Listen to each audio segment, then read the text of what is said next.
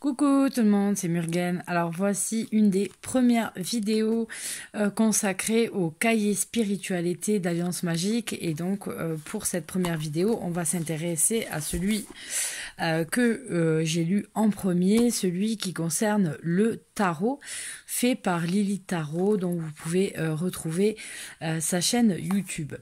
Donc ce sont des petits cahiers que vous trouvez au prix de 6,95 €. Et qu'est-ce qu'on nous dit en quatrième de couverture? Oui, le tarot est un puissant outil de divination, mais pas que. C'est surtout un fabuleux compagnon de route à mettre à profit dans le quotidien de tous, notamment en matière de développement personnel et de créativité. Alors c'est un petit cahier que je trouve, c'est un format bien sympathique. Donc vous avez vraiment un format cahier avec un papier, des exercices, etc. On va voir plus en détail. Alors j'aime bien la présentation de couverture qui fait très vacances. Vous l'avez sur les trois avec la mer, la montagne, etc.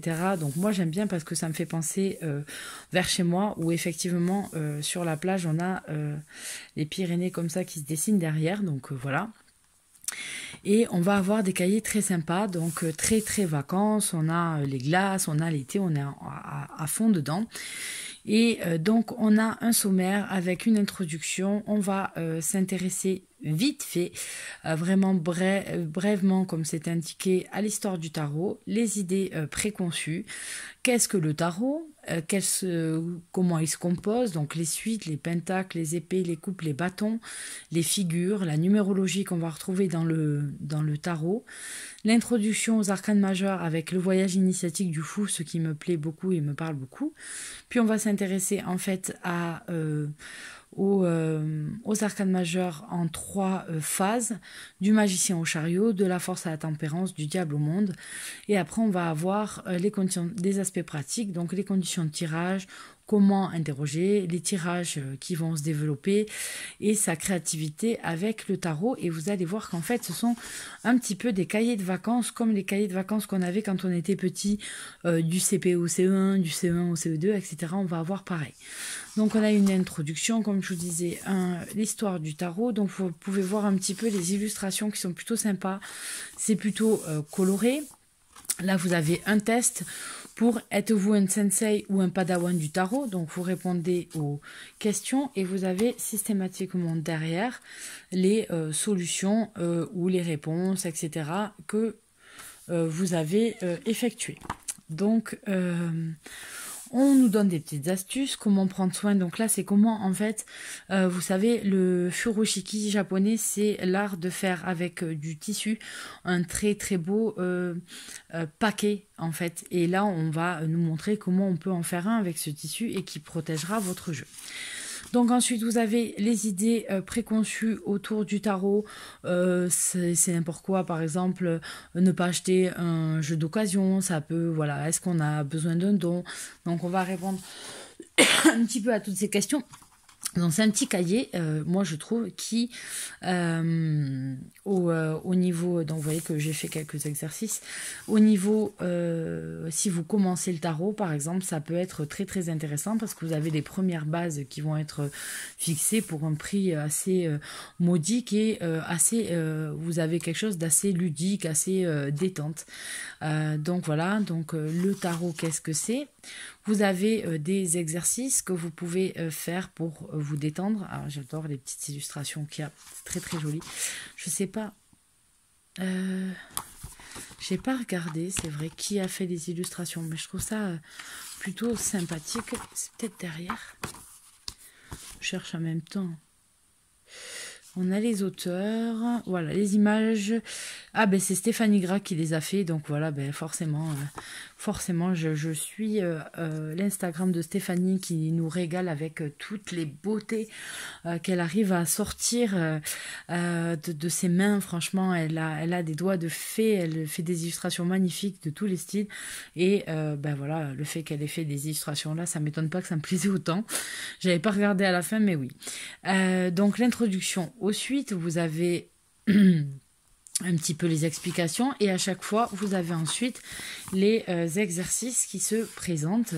Vous avez les pentacles et là pareil vous allez avoir des exercices à faire parfois que vous pouvez noter dans le livre ou prendre dans un cahier à part qui vous permet en fait d'augmenter votre apprentissage. Donc je tourne les pages petit à petit comme ça vous voyez.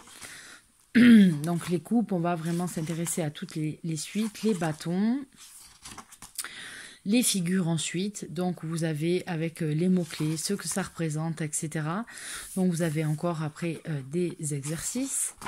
La numérologie dans le tarot, c'est très très intéressant. Vous avez toutes les constructions numérologiques et pour comprendre en fait assez facilement reconnaître vos arcanes mineurs, par exemple raccorder les coupes avec les émotions, ce que ça représente par rapport si vous avez un 2, etc. Donc c'est plutôt sympathique. Ensuite, les arcanes majeurs, vous allez avoir le sens des lames s'ils sont à l'endroit ou à l'envers. Donc voilà. J'ai pas fait tous les exercices personnellement, je l'ai lu. Je n'avais pas forcément envie de les faire tous. Mais voilà, vous avez vraiment pas mal de choses. Vous allez avoir l'explication de comment ça s'appelle. Comment se comprennent les arcanes majeurs. Voilà, du diable au monde. Alors, se mettre en condition de tirage. Ça, comme je le rappelle, ça peut donner des pistes à ceux qui commencent, ceux qui ont l'habitude de tirer les cartes. Vous êtes plus ou moins, vous savez plus ou moins comment vous aimez tirer les cartes, dans quelles conditions, pour quel genre de tirage vous avez besoin de plus de concentration, plus de mise en place, etc. pour plus vous détendre ou plus vous concentrer. Donc quelle main utiliser, tirer les cartes, comment on fait, comment on bat les cartes. Et ensuite vous avez quelques tirages qui sont proposés. Donc vous avez pour la vie professionnelle par exemple, elle vous propose pour les relations affectives, le tirage de la nouvelle lune, le tirage de la pleine lune. Vous pouvez prendre des notes. Et alors ce que je trouve très très intéressant pour les gens souvent qui demandent est-ce que tu as un tirage pour ça, est-ce que comment je pourrais faire, etc. On vous montre que les tirages vous pouvez les construire tout seul et vous avez des principes qui sont mis par exemple si vous avez des duos de cartes, si vous avez 3 cartes, des tirages en 3 cartes, des tirages donc vous avez à chaque fois, vous voyez par exemple un duo de cartes, vous pouvez poser la question problème-solution, mes forces et mes faiblesses, les opportunités, les menaces. Vous allez avoir le pour, le contre, oui, non, le blocage, qu'est-ce qui va m'aider à surmonter, puis vous avez un peu le même développement pour des tirages en 3 cartes, ce que j'attends de la relation, etc. Moi, l'astuce de Tarologue, elle met, et c'est quelque chose que je pratique aussi, c'est-à-dire qu'au lieu de faire des tirages qui sont parfois trop grands et qui du coup vont... moi je trouve nous compliquer la vie, sachant qu'en plus on utilise dans un même tirage les mêmes cartes du même paquet sans les relancer. Or parfois pour comprendre un certain point une carte qui est déjà sortie pourrait nous aider. Donc moi je fais un petit peu comme Lilith, c'est-à-dire que je vais avoir un tirage plus général et quand une question va se poser ou je tirerai plus d'autres cartes dessus, ou plutôt je vais refaire un tirage concernant plus pour entrer en détail sur le point qui m'a intéressé dans le tirage et ainsi de suite pour arriver à comprendre. Et donc du coup pour avoir une vision la plus claire possible et la plus éclairée, les conseils les mieux donnés possibles. Donc voilà comment on peut confectionner son tapis de tirage, on va dire, et développer sa créativité avec le tarot, c'est-à-dire faire un principe d'histoire. C'est un peu le même principe des cartes Dixit et du jeu Dixit.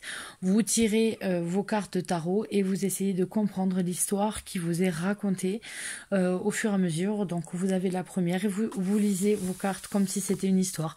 Vous pouvez aussi inventer carrément une histoire à propos des cartes qui sont présentes devant vous. Ça développe vraiment votre créativité, votre imagination et aussi les ressentis que vous avez par rapport aux cartes. Donc voilà, et vous voyez, écrire une histoire avec le tarot, vous avez un peu de place, voilà. comment s'approprier, se personnaliser son jeu. Et ensuite, vous avez toutes les réponses qui sont apportées aux différents jeux qu'il y avait dedans. Donc voilà pour ce petit cahier. Et je vous retrouve très très bientôt pour les 2 autres petits cahiers, les vidéos qui suivent. Allez, je vous fais à tous de gros bisous et je vous dis à la prochaine. Bye bye.